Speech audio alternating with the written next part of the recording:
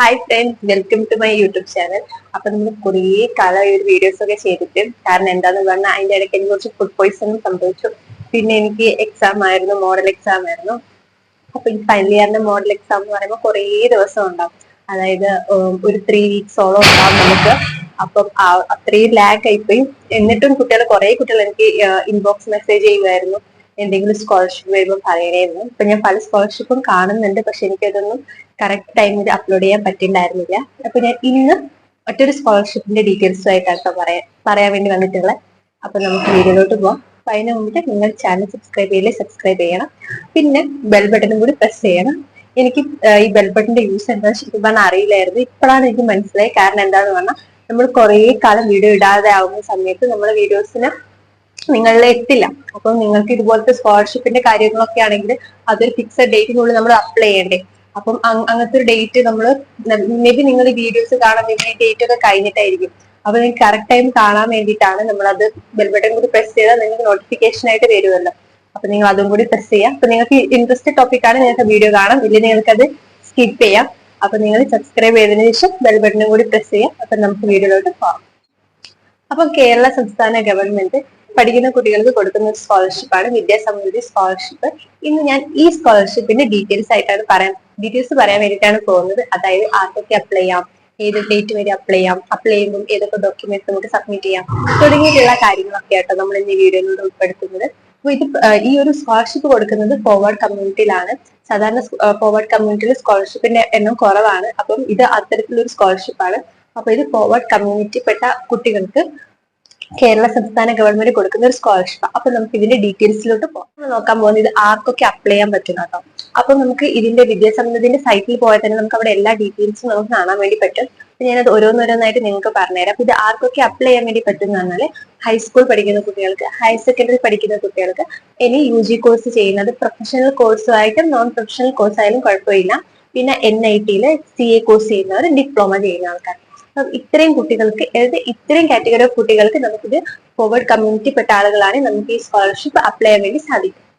അപ്പൊ നമുക്ക് ഇത് അപ്ലൈ ചെയ്യാൻ വേണ്ടിയുള്ള ബാക്കി ഗൈഡ് ലൈൻസ് നോക്കാം. അതിൽ ആദ്യം തന്നെ ഇവർ പറയുന്നത് വെച്ചാൽ applicant should belongs to non reservation category of Kerala എന്നാണ്. ഒന്ന്, നമ്മൾ കേരളത്തിൽപ്പെട്ടവരായിരിക്കണം. രണ്ട്, നമ്മൾ ഫോർവേഡ് കമ്മ്യൂണിറ്റി പെട്ട ആളുകളായിരിക്കണം. അതായത് ബാക്കി റിസർവേഷൻ കാറ്റഗറി ആയിട്ടുള്ള SC ST OBC തുടങ്ങിയിട്ടുള്ള ഒരു കാറ്റഗറി ഓഫ് ആളുകൾക്കും ഇത് അപ്ലൈ ചെയ്യാൻ വേണ്ടി പറ്റില്ല. അപ്പം ഇത് രണ്ട് കാര്യം ശ്രദ്ധിക്കുക. ഒന്ന്, നമ്മൾ കേരളീസ് ആയിരിക്കണം. രണ്ട്, നമ്മളൊരു ഫോർവേഡ് കമ്മ്യൂണിറ്റിയിൽപ്പെട്ട ആളുകളായിരിക്കണം. രണ്ടാമത്തെ കാര്യം എന്ന് പറയുന്നത്, ഇവിടെ ഒരു വെബ്സൈറ്റ് കൊടുക്കാം. ഈ വെബ്സൈറ്റിൽ കയറിയിട്ടാണ് നമ്മൾ എന്ത് ചെയ്യേണ്ടത്, ലോഗിൻ ചെയ്യേണ്ടത്, അതായത് അപ്ലൈ ചെയ്യേണ്ടത്. അപ്പൊ ഇത് അപ്ലൈ ചെയ്യുന്ന സമയം നമുക്കൊരു യൂസർ നെയിമും പാസ്വേഡും ഒക്കെ കിട്ടും. അത് നമ്മുടെ ഫോണിൽ SMS ആയിട്ട് വരും. അപ്പം അത് വെച്ചിട്ടാണ് നമ്മൾ എന്ത് ചെയ്യേണ്ടത്, നമുക്കിതൊരു പ്രൊഫൈൽ നമ്മൾ ക്രിയേറ്റ് ചെയ്യേണ്ടത്.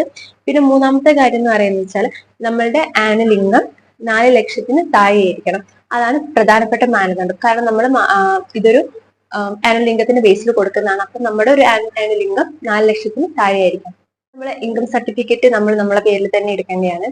അപ്പൊ നമ്മൾ ഇൻകം സർട്ടിഫിക്കറ്റ് നമ്മുടെ റേഷൻ കാർഡിലുള്ള ഇൻകത്തിന് ബേസ് ചെയ്തിട്ടായിരിക്കണം. നമുക്ക് റേഷൻ കാർഡിൽ മന്ത്ലി ഇൻകം ആയിരിക്കും, നമ്മൾ അതിന്റെ വാർഷിക വരുമാനമായിരിക്കും നമ്മളുടെ ഇൻകം സർട്ടിഫിക്കറ്റിൽ ഉണ്ടാവേണ്ടത്. ആ ഒരു ഇൻകം സർട്ടിഫിക്കറ്റ് നമ്മൾ നമ്മളെ പേരിലാണ് എടുക്കേണ്ടത്. ഒപ്പം തന്നെ നമ്മുടെ പേര് നമ്മുടെ റേഷൻ കാർഡിൽ ഉണ്ടായിരിക്കണം. അത് നമ്മുടെ വീട്ടിലെ റേഷൻ കാർഡ് നമ്മളെ പേരുണ്ടായിരിക്കണം. ഫസ്റ്റ് പേജ്, സെക്കൻഡ് പേജിലൊക്കെ തന്നെ നമ്മളെ പേര് നിർബന്ധമായി ഉണ്ടായിരിക്കണം.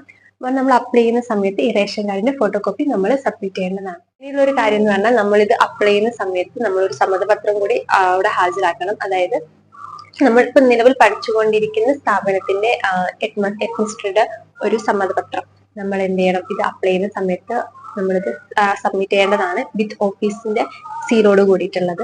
പിന്നെയുള്ള ഒരു കാര്യം എന്താണ്, നമ്മളിത് ഓൾറെഡി അപ്ലൈ ചെയ്തിട്ടുള്ള ഒരാളാണെങ്കിൽ, ഈ ഒരു സ്കോളർഷിപ്പ് ഓൾറെഡി കിട്ടിയിട്ടുള്ള ഒരാളാണെങ്കിൽ നമുക്കിത് റിന്യൂ ചെയ്യാൻ വേണ്ടി പറ്റില്ല. നമ്മൾ വീണ്ടും ഫ്രഷ് ആയിട്ട് വേണം ഇത് അപ്ലൈ ചെയ്യാൻ വേണ്ടിയിട്ട്. അപ്പൊ ഈ ഒരു സ്കോളർഷിപ്പ് അപ്ലൈ ചെയ്യേണ്ട അവസാന തീയതി എന്ന് പറയുന്നത് ജനുവരി 20. പിന്നെ ഈ ഒരു സ്കോളർഷിപ്പിന്റെ പരമാവധി തുക എന്ന് പറയുന്നത് 50,000 രൂപയാണ്. അപ്പൊ ഇതെന്ന് പറയുന്നത് നമ്മുടെ ആനുവൽ ഇൻകത്തിന് ബേസ് ചെയ്തിട്ടോ നമുക്ക് കിട്ടുക. അപ്പൊ ഈ ഒരു സ്കോളർഷിപ്പിൽ നമ്മൾ ആനുവൽ ഇൻകം ഭയങ്കര മാൻഡറ്ററി ആണ്. അതായത് ഏറ്റവും കുറവ് ആനുവൽ ഇൻകം ഉള്ള കുട്ടികൾ കുറച്ചുകൂടി പ്രിഫറൻസ് കൂടുതലായിരിക്കും. പിന്നെയുള്ള ഒരു കാര്യം, ഇനി ഇത് എങ്ങനെ അപ്ലൈ ചെയ്യണം എന്നാണ്. അപ്പൊ ഞാൻ നേരത്തെ ഒരു വെബ്സൈറ്റ് കാണിച്ചതിൽ ഈ വെബ്സൈറ്റിൽ കയറി നമുക്ക് ലോഗിൻ ചെയ്യാൻ വേണ്ടി പറ്റും. അപ്പൊ ഇതിൽ നമ്മൾ ആദ്യം നമ്മുടെ ആധാറിലുള്ള പേരാണ് നമ്മൾ അടിക്കേണ്ടത്. ഒപ്പം തന്നെ നമ്മൾ ആധാർ നമ്പറും കാര്യങ്ങളൊക്കെ കറക്റ്റ് ആയിട്ട് നമ്മൾ അപ്ലൈ ചെയ്യാം. ആ സമയത്ത് നമുക്ക് SMS ആയിട്ട് നമുക്ക്, അതായത് ഒപ്പം തന്നെ നമ്മൾ പാസ്വേഡും സെറ്റ് ചെയ്യാം. അതിനുശേഷം നമുക്കൊരു പ്രൊഫൈൽ ക്രിയേറ്റ് ചെയ്യാം. അപ്പൊ ഇങ്ങനെയാണ് നമ്മൾ ഇത് അപ്ലൈ ചെയ്യുന്നത്.